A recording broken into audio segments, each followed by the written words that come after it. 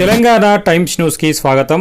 మాజీ మంత్రి సనత్నగర్ ఎమ్మెల్యే తలసాని శ్రీనివాస్ యాదవ్ను కేంద్ర మంత్రి కిషన్ రెడ్డి ఈరోజు ఉదయం పరామర్శించారు. తలసాని శ్రీనివాస్ యాదవ్ సోదరుడు మోండా మార్కెట్ వర్తకుల సంఘం అధ్యక్షుడు తలసాని శంకర్ యాదవ్ ఈ నెల 10వ తేదీన మరణించారు.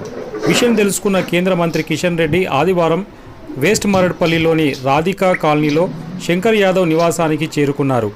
ఆయన శంకర్ యాదవ్ చిత్రపటం వద్ద నివాళులు అర్పించిన అనంతరం తలసాని శ్రీనివాస్ యాదవ్తో పాటు వారి మాతృమూర్తి లలితాబాయి ఇతర కుటుంబ సభ్యులను పరామర్శించి తన ప్రగాఢ సంతాపం సానుభూతిని తెలియజేశారు.